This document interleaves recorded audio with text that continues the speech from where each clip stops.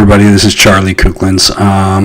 Going live, hopefully, on some things that, man, this has just been an interesting couple weeks. On TikTok, sorry, you control going through TikTok here to see who's commenting on my stuff.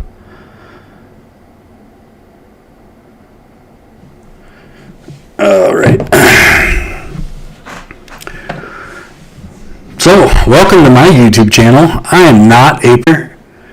I am a citizen of the state of Minnesota, a resident of the city of Eagan, and the chair of the Libertarian Party of Minnesota. So, over the past couple weeks, actually since February 16th, I'm gonna take you guys back. It's now 1 month later, March 19th right now. So just to take you back, we I don't know if I can record and stream at the same time. Cool. Again, my name is Charlie Kuchlenz, a resident of the state of Minnesota, city of Eagan, chair of the Libertarian Party of Minnesota, at least for another month. We've got our convention coming up in April, so I encourage everybody to come out and help us. I'm excited not to be chair, I'll be honest with you. There's a lot of stuff that's gone on over the past year, and I think my skills are better utilized in helping to build the infrastructure for the state party, not being the spokesperson for the state party. So maybe eventually, maybe when I get comfortable enough to speak to people in big settings and rally people around things, then yeah, sure, I'll take a look at that if there's nobody who is more willing to do that. But actually, so this is kind of step one in that process of understanding how to rally people around issues that will affect us all. And one of the biggest issues right now that we've been dealing with is a Minnesota State Senate bill that was introduced by my state senator Jim Carlson, Senate District 52 in Minnesota, and it's a bill that changes the I'm going to pull it up for you here, that changes the designation for major party status in the state of Minnesota. Now let's get into why that matters. First of all, I'm going to pull up the bill, and you can all see for yourself what is going on. Senate File 1827, Minnesota. And here's the thing. This is. I would love for me to be wrong. I would love for me to be wrong on this, and I'm hoping somebody comes forward and tells me I'm wrong. Because if I'm right. If I'm right and this goes through, people, man, what are we doing here? Why are we allowing this to happen? So I'm going to get into what I see is going on, and hopefully raise some awareness for this. So this is current version as introduced. Senate File 1827, introduced by, here you go, Jim Carlson. He's my state senator, right here. Here's his map. So if you're in Senate District 52, right, here's his map. So Mendota Heights, all the way down south, almost the tip of Burnsville, a little piece of Burnsville here, precincts 10 and 6, but mostly Eagan, right? So mostly Eagan in Minnesota. And let me just kind of share with you what's going on. So I'm going to go back to the bill here and hopefully show the text of, where is it? You guys are going to ding me for not being able to navigate a web page, right? Yeah, pretty standard shit. Anyway, so what this does, this outlines what a major political party is in the state of Minnesota. Currently, let's just read over this. Major political party means a political party that maintains a party organization in the state, political division, or precinct in question, and that has presented at least one candidate for election to the office of governor and lieutenant governor. Okay, so this is a single race, but they run on the same ticket. Secretary of State, state auditor, attorney general. So realistically, there's 4 races that you can run in this. That's what this means. So has presented at least one candidate for election to the office of one of these 4 races, or presidential elector or U.S. senator. Okay, so those we know happens every 4 years. And whose candidate received votes in each county in that election and received votes from not less than 5% of the total number of individuals who voted in that election. Well, they want to increase this to 10%, right? There's reasons for it, and we'll get into that in just a second when we deep dive into why this came about. But what I want to highlight is the reason that major political party status matters in the state of Minnesota. As it currently sits, here, we'll bring up the Secretary of State's website. Perfect. Secretary of State, Minnesota. Boom. I should have all these, prepared for you guys, and I'm sorry. I'm just kind of getting into this genre of publicizing what we do on the internet. Yes, I know I'm an old guy, and it is what it is. So, all right, elections and voting. Well, there's one that says become a candidate. So let's go here. And how do I become a candidate, right? Yeah, I'm going to get dinged on. You're the chair of a political party and you don't have all this stuff already? Yeah, no, I get it. I've looked at this stuff over and over. I'm just now publicizing it. So let's get into this. Elections and voting, election administration, become a candidate. See, I knew it was there somewhere. So stop. All right, candidate filing, qualifications. Blah, blah, blah, major party status. Here's all of the qualifications, right, to run for office in the state of Minnesota. Cool. Candidate filing locations, candidate filing periods. All right, this is now we get into something interesting. So here's the candidate filing periods, right? What you'll see next is filing fees, right? So, filing fees. In order to file a notice of candidacy in the state of Minnesota, this is what you'll have to do. If you want to file for U.S. Senator, $400. U.S. Representative, $300. $300 for any of the statewide races, judges, state senator. Okay, I'm sorry. $100. You have to file $100 for a state representative. All right. State representative. Now, what they don't tell you is that just filing the fee doesn't get you on the ballot unless you are running under a major party. Just want you to be aware of that.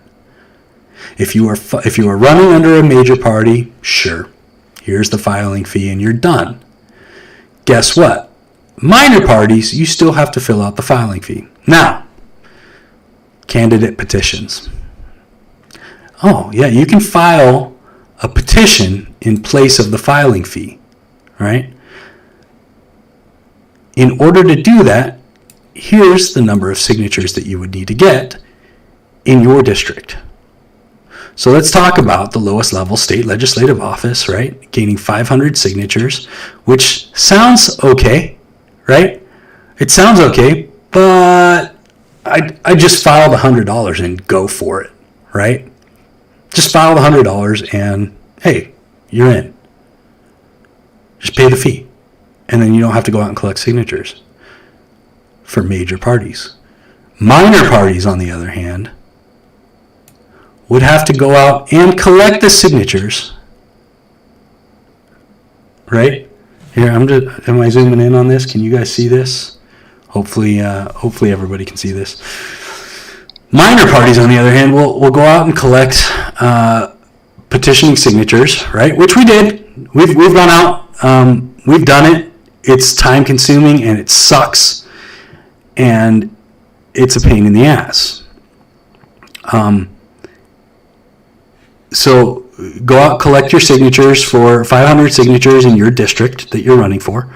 Mine would be 52B, so Ruth Richardson, right? I want to ask Ruth, did you go out and collect 500 signatures, or did you pay the $100 and just get your name on the ballot? So that's a curious question I would ask for Ruth. And I know the answer, right? She paid $100 because that's a no-brainer. That's a no-brainer, right? So if I'm going to run for candidacy, which I'm not saying I am. I don't envy you guys that are doing this, but what I will promise is if I did, I would try to look into everything as much as possible, right? So let's just get into this, and this is the filing fees. I'm sorry, the petition signatures, right? So let's take a look at this here. I want to see filing period. Yep. So state offices, candidate for state representative in any judicial office may file from May 21st, 2024 until June 14th, right? That's 15 days, people. 15 days to file for office. Now, this is where they're going to get you. Minor political parties, or as an independent candidate, right?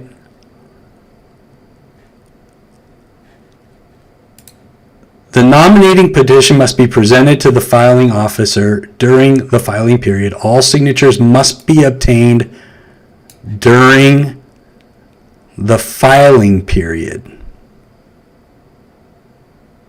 So what they're saying is, in this 2-week window right here, from May 21st through June 4th, in this 2-week period, if you are filing to run as a candidate for a minor party or an independent, you need to go out and collect the required signatures for the race that you're running in a 2-week period.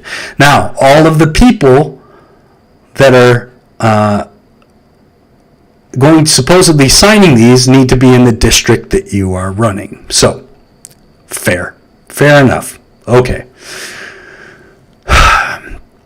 Here's the other thing. These petitions need to be filled out on 8.5 by 14 legal size paper. This is a nominating petition. All of these. So there's a nominating petition. There's a petition nominating, combined nominating and fee petition, right? So these need to be printed on legal size paper. We've had people submit signatures over the past few years that were on 8.5 by 11, and they've been removed. They don't satisfy the criteria. So the Secretary of State's office has gone out and said, look, they're not on our required legal size paper. We're not going to count them for your petitions.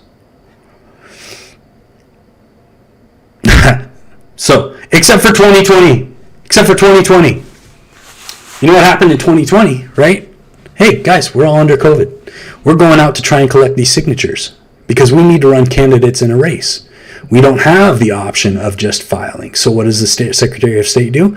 They say, okay, yeah, we'll work with you here. We'll be okay, and you guys can collect electronic signatures. Gosh, all right, cool, great. Now we get to scramble and try and set up a pattern or the infrastructure to be able to manage electronic petition signatures. Yeah, cool. Maybe that's something the Secretary of State should undertake and say, oh, well, we're going to allow for electronic signatures. Here's your code for your race. Share it. Go get your signatures. Awesome. we tried to get the Secretary of State to do that, and he said, no, I was only able to do that under emergency authorization due to COVID restrictions. Fine. So here's the thing. It's not, here's the hypocrisy, right? It's not a technical prohibitive thing for the Secretary of State. It's just a matter of they don't want to allow it going forward. If I'm wrong, these are not in, this is not legislation. This is not a legislative practice. This is not set up anywhere as a legislative practice. This is the Secretary of State's guidelines.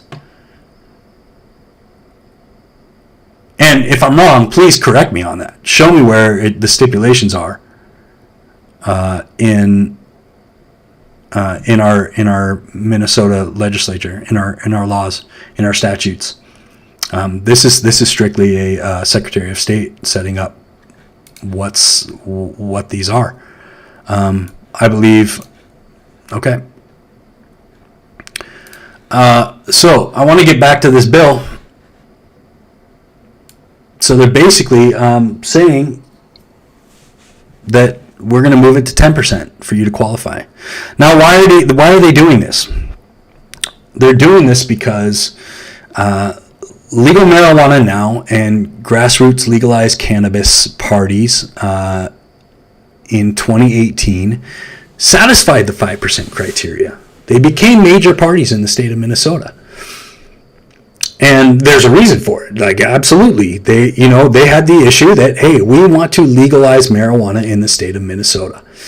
And they've rallied and they became political parties, and they've pushed the agenda. And I congratulate them. Absolutely. Job well done on turning this conversation for legalizing marijuana and making it a statewide thing. The people have spoken. When they vote for these parties, they're saying, look, I believe that we should legalize marijuana in the state of Minnesota. And as a libertarian, I absolutely believe that we should legalize marijuana in the state of Minnesota. We should not be prohibiting people's availability towards a plant that they want to grow or consume.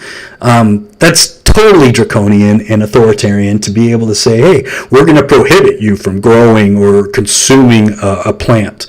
Blah, blah, blah, bullshit. All you want is power.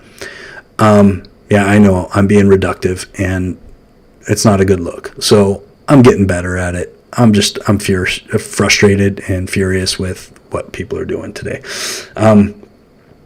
So back to the topic at hand. Why do they want to limit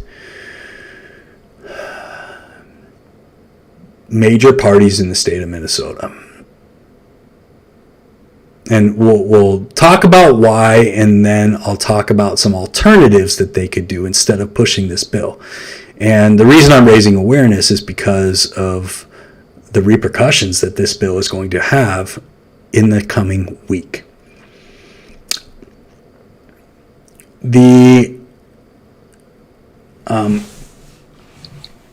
If you went to Ballotopedia, right? Let's look at Minnesota. And I want to know, I just want to know, in the state of Minnesota, I'm sorry, I got off track here. My mind's going a mile a minute. In the state of Minnesota, we have a public subsidy, right? Public electoral subsidy that candidates can qualify for to receive funds from a general fund, general elections fund, to help them with their races. I'm sure you know that your tax dollars pay a portion of political races. Now, we can talk about the merits of that at a later date, but it is what it is right now, right? So, the basis for this is the evidence that has been supported. Senator Carlson, Representative It's not Friedrich. Friedrich is the elections committee chair. I'll have to look at the companion bill. Here, let's look at the companion bill. Who's the authors? Oh God, I should have all this off the top of my head, but is what it is. I want to go back to version list, introduction, no, authors and status. Here's the companion text. House file 2802. Here's the companion. I believe it was Representative Frederick, right? Representative Frederick, along with Senator Jim Carlson, have put together these bills. So, just so you know, Mankato, we're talking to you too. So let's take a look at this. Representative Frederick and Senator Jim Carlson have brought evidence forward from a Reformer article by Pat Kuchlenz. Let's see if we can find Pat. Pat Kuchlenz. Kuchlenz, Reformer. I can't type. You know how you can't type when people are talking to you? All right. So Pat Kuchlenz, I'd love to have a conversation with you as well. I would love it. So the evidence that's been brought forward is an article that Pat wrote regarding spoilers. So spoilers being pushed into Minnesota politics, right? And what they brought forward. Hopefully, I can find the article. You see, all very left-leaning publication, which is fine. I have no problem with that.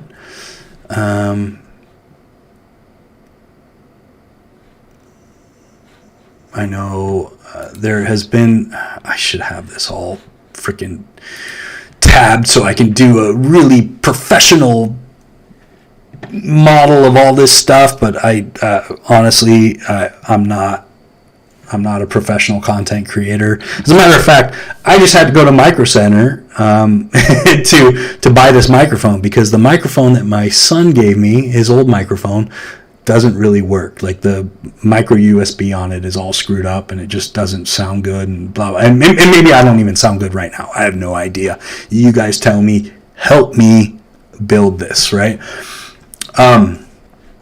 So Patrick, let's see if we can search his website and be like, legalize marijuana now, right? Let's see. Immigrants must be attempt.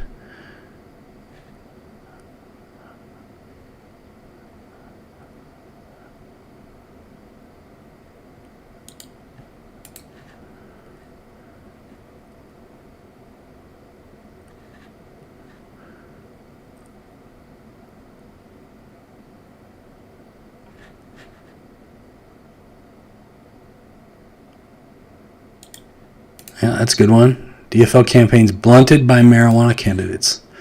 You see, okay, so this is awesome.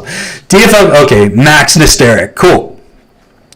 Okay, so Pat maybe didn't write it. Max, I think I follow Max on stuff too. Marijuana legalization candidates may have played a decisive role in key races in Minnesota, potentially propelling Jim Hagedorn to re-election and helping Republicans maintain control of the state Senate. Although the DFL may end up eking out victories once more, absentee ballots are counted. So what's funny is the total just assumption that Hagedorn, cool. Hagedorn overthrew this because the DFL didn't win because all this dark money came into GOP. That's some fucking bullshit. Okay, so the head of Legal Marijuana Now party, Tim Davis, knows this. Republicans are the biggest problem in Minnesota. The Republicans are the only thing that has stopped it, and they will stop it again. Okay, the pot party's strong performance in Minnesota, however, had the opposite effect, helping ensure the defeat of the legalization movement in the state for at least another election cycle. Okay, perfect. Awesome. Now, guess what? The party did their job. They forced the conversation.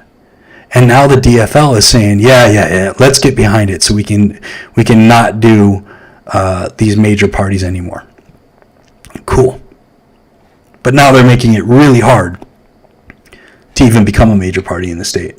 So I get it. Like, I understand where they're coming from. They're going about it the wrong way, though, because us as a libertarian party, look, legalization of marijuana now candidate scored above 5% in the U.S. Senate race, which is one of the thresholds for securing major party status for another 2 general elections, which would mean getting on the ballot without onerous signature gathering. You're telling me that there is onerous signature gathering that has to happen in the state of Minnesota. You're calling it out right there. Both parties will have major party status in 2022. Absolutely. So here's my problem. The fact that parties got major party status is not the problem here. The problem is, what do they do with that party status, right? Realistically, if major party status were to be achieved by any third party in the state of Minnesota, to get on the ballots, you should have a convention. You should have a convention, just like the GOP, just like the DFL, let's say, right? Go to convention, nominate your candidates, get them on the ballot, pay the fee, and get them on the ballot. Cool. I say if there's a minor party, even major parties in the state, you should have ballot access to be able to get on the ballot. If you're actually a minor or major party, you're on the ballot, right? If you were elected at convention, go ahead. You should be on the ballot. Elected convention. Major parties should be withheld to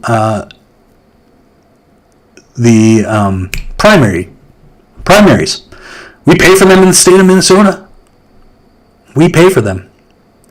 So run them through a primary. They're now part of the major party system.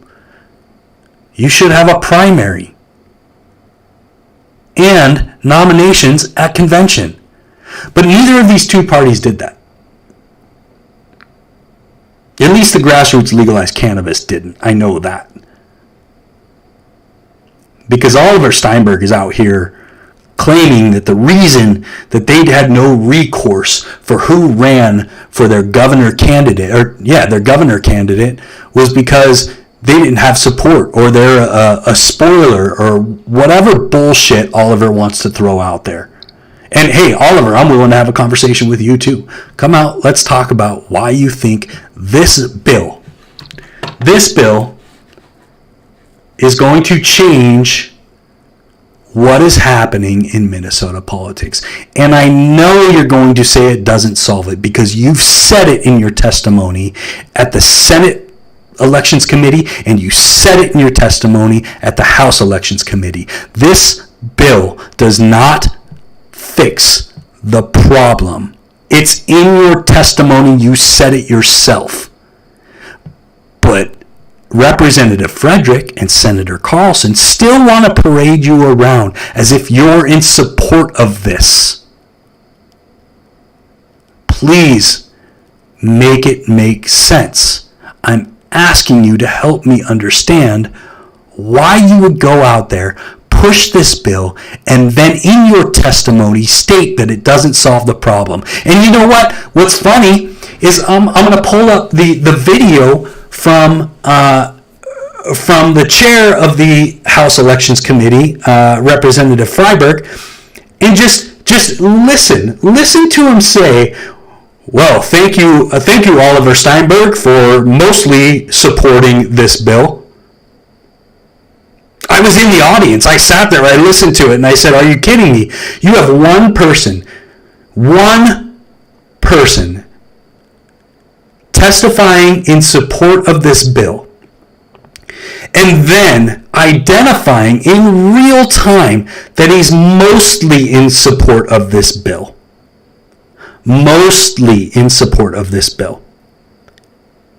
You're going to lay it over in the House Elections Committee so it can be included in an omnibus package that's going to include ranked choice voting. This bill is not going to get any discussion on the House floor when it's overshadowed by ranked choice voting. Are you kidding me right now?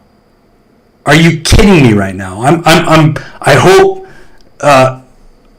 Representative Richardson, I'm asking you if you will have a conversation with me about what is happening about this. Please, please, please take 15 minutes to do some research and listen to what I'm saying. I'm trying to provide all the evidence in this video, but I would appreciate it if you took the time to just educate yourself a little bit on what's happening. So anyway, I know I went down a road there. 2022 elections. 2022 elections in the state of Minnesota. I'm curious. I know I saw it on here before Ballotopedia. Let's check Tim Walz. Right? And let's look at campaign finance. So Ballotopedia has some campaign finance stuff in here. Cool. All right. Powered by Transparency USA. Let's go to Transparency USA and let's look at the state of Minnesota. All right. This is all public information. I'm not doing anything special here. It's just come to our attention that this is what's happening, and we're trying to bring it to the light. We're trying to get people to understand. So let's look at this. Top contributors, view all contributors. Okay, so the top contributors in the state of Minnesota in the 22 elections, okay, aggregated unitemized contributions, $30 million. Yep. So those are PACs, those are whatever. Safe, accessible, fair elections federal. Okay, $3.3 million contributed. Alita Messinger. Hello, the Rockefellers, the Rockefeller family. I hope I'm not pushing anything out here, but public information. You've put $3 million into the 2022 elections in the state of Minnesota. So cool. Republican Attorneys General Association, $2.6 million. This is what I'm looking for here. Now you can go through and look at all this stuff and see, who contributed more. J.B. Pritzker. I don't know who you are, but maybe I should. I have no clue. Who's J.B. Pritzker? DGA Victory Fund. Tim Walz for governor. Sure. What's DGA Victory Fund? Oh, now I'm going down more of this shithole. You guys. J.B. Pritzker. Anyway. All right. I'll get into that further on down the line. So, all right. This is my my inexperience showing. All right, so let's get to this. Public subsidy. Public subsidy in the state of Minnesota. All right, cool. $2.3 million. What the evidence that Representative Frederick and Senator Jim Carlson have put out there.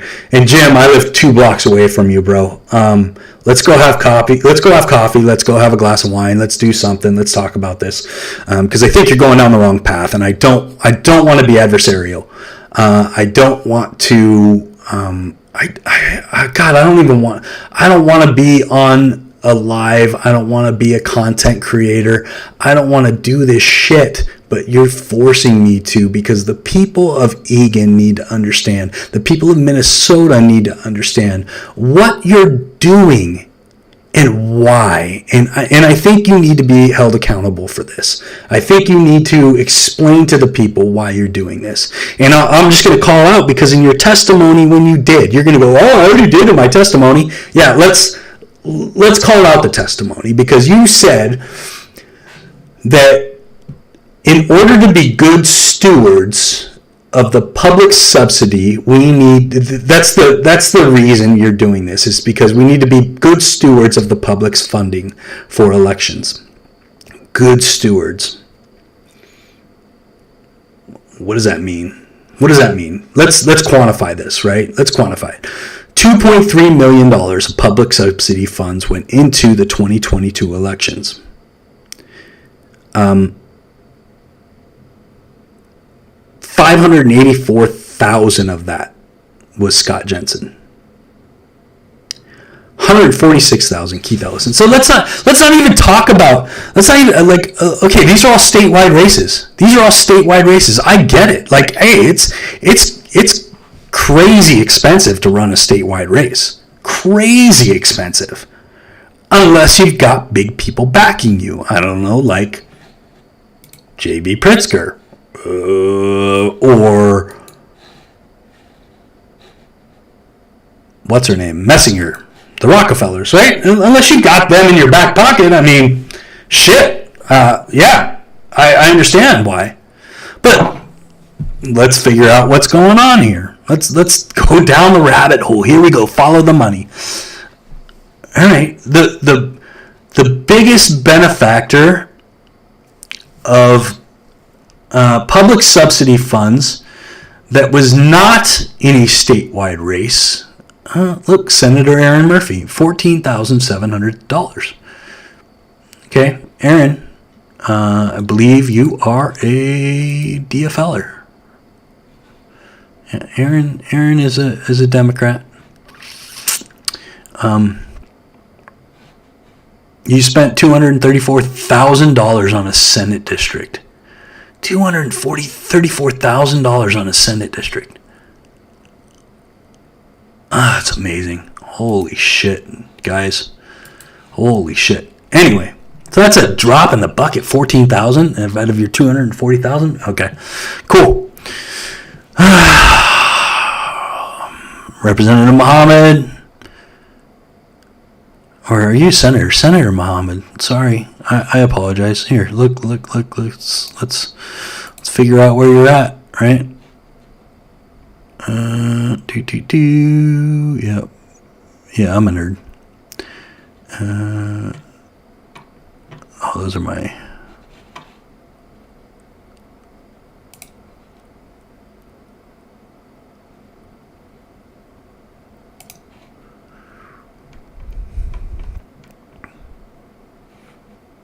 Yep. Senator Muhammad, 63. You're a DFLer. Cool. DFL. So, I'm curious, what third party candidates are you really worried about collecting public subsidies? I'm going to go through. I'm going to figure it out. And I'm going to say, here are all the third-party candidates that receive public subsidy to make up this $2.3 million that we're trying to save the taxpayers. We have a $17 billion, I'm going to say that again, $17 billion surplus. And the GOP and the DFL, the chair, I'm sorry, I'm not going to call out everybody, because I know there are some respectable representatives in this state that want to do the right thing. I'm 100% sure that people are out there, that they got into politics to do the right thing because they need to see something done. They're being controlled by their masters at this point. Ken Martin, I'm calling you out, man. Ken Martin and David Hahn. What's funny is when you have the chairs of the legacy parties together writing memos in support of this bill in conjunction with each other. They both support this. They both support minimizing your ability to choose between candidates that are outside of the two-party system. guys, like Minnesotans, please. This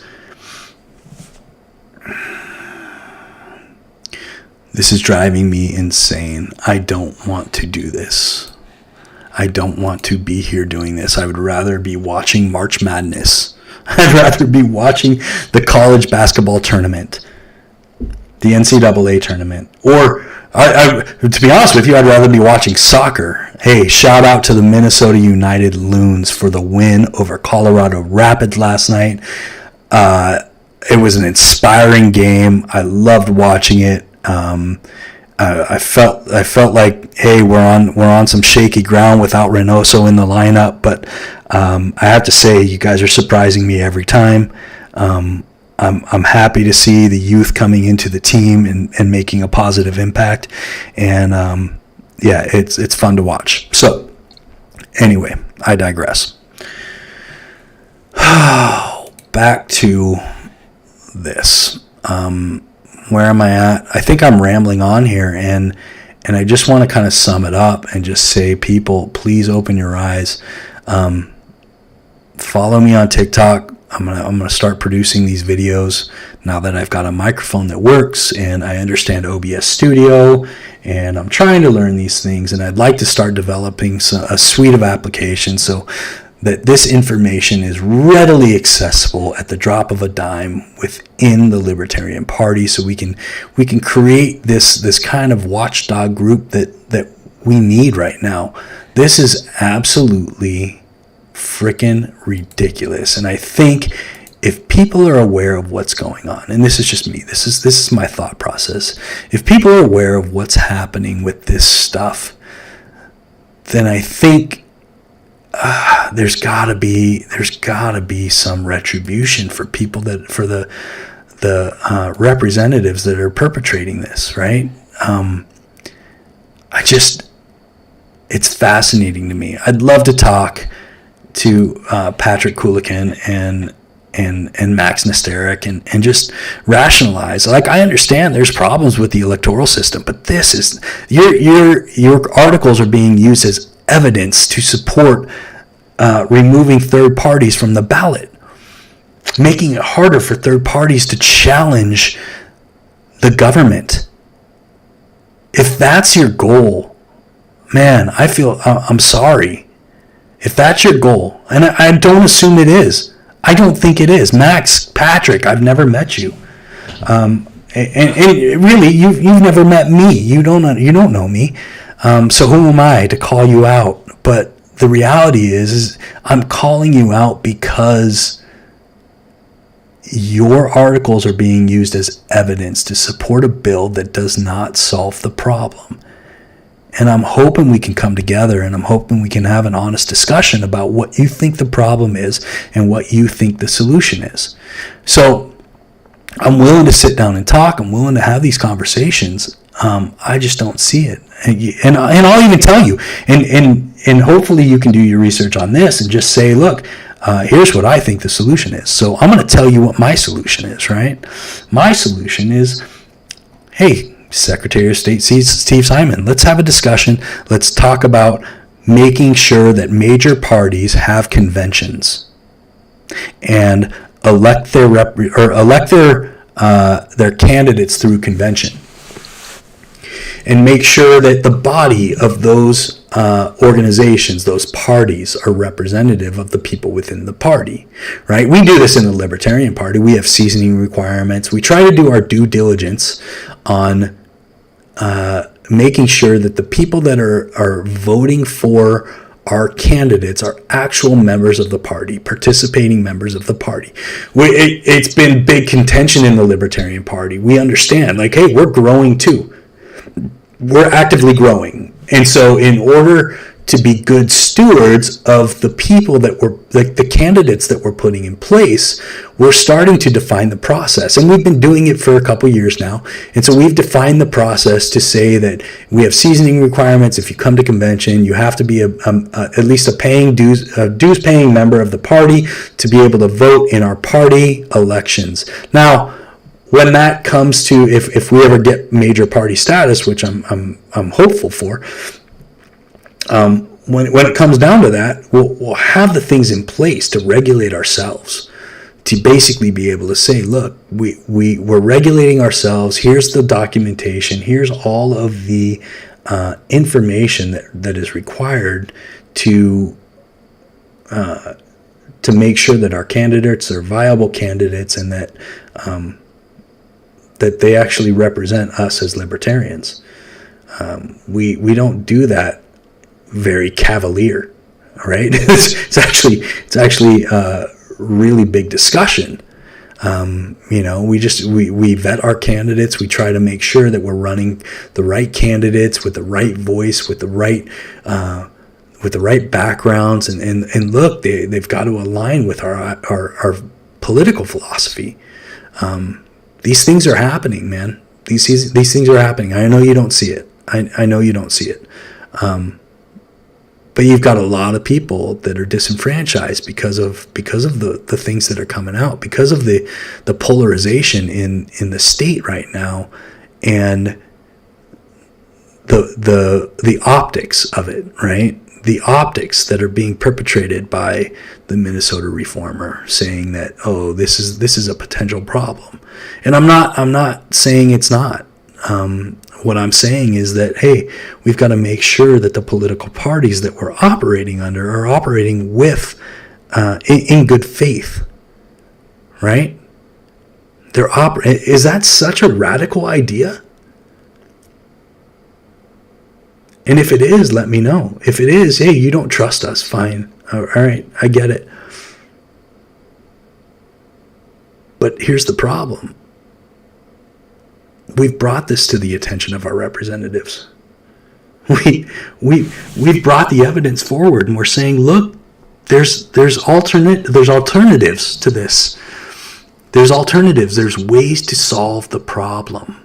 There's ways to solve this problem, and it's not through raising the major party threshold. All you're doing by not listening to the evidence is you're saying, we don't care, we need to maintain the two-party system because that is what our donors want. And I know it's political rhetoric. I understand. But it's only rhetoric if it's not true. So let's have a conversation. Let's talk about what the truth is. And hopefully we can come to an understanding of why this is happening. Long video. I know. But I hope it comes to the light. So, if you're with me, you're with me. If you're not, you're not. I understand. I'm just hoping that, that we can build something here. So, let's do it.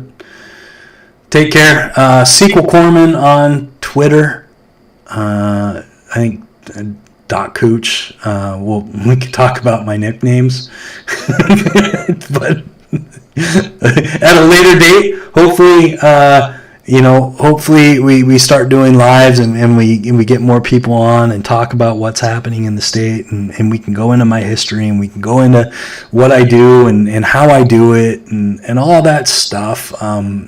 This right now isn't the time. Right now is the time that we have an omnibus elections package going into the Minnesota legislature, and this could be a piece of it that gets passed under the radar and would be completely destructive to the state of politics in Minnesota if it were to pass. So I'm trying my damnedest to get it out there. I'm trying to get people aware of what's happening. Please like and share. I'll try to create more short form content to highlight on TikTok or anything like that. But I'm so beside myself with this stuff. And it's funny, my friends, Mason has told me we sat in the Senate election or the House Elections Committee, and I couldn't keep my mouth shut. And I apologize for my outbursts. I know some people will say you shouldn't have to apologize for your outbursts, and these people work for us, and realistically they do. But but their ears are shut down, man. Their ears are closed. They're not listening to reason. So sometimes we have to raise a little hell. Sometimes we have to show them that we're pissed off. Sometimes we have to say, look, you guys are legislating us into oblivion. And there's got to be some recourse without a revolution. I don't want that to happen. That's historically what's happened. I'm not saying this is what's going to happen. I'm saying historically, when things get out of balance and when the elected representatives do not listen to their constituents, that's when revolution happens. Look what's going on in France. Look what's going on in France. Everybody who sits there and says, oh, we're in an evolved timeline. We're in a post, I don't even know what the hell I'm talking about right now, but the revolutions happen, man. Revolutions happen. And if they continue not listening to us about what we're saying, I'm fearful. I'm fearful for my kids. I'm fearful for the residents in the state of Minnesota, and I'm fearful for my neighbors. We're going to need to band together, and somebody's going to have to stand up and say no. And if that's, I don't want to be that person, but I will if I have to. So let's all just calm down, have a rational conversation, and try to get things moving. And that's all I ask for. Thanks for listening. Follow the channel. Like, subscribe, blah. I don't even know how all that works. So I just hear people say it on YouTube, and I'm going to say it. Like, subscribe, share. Peace. Live free.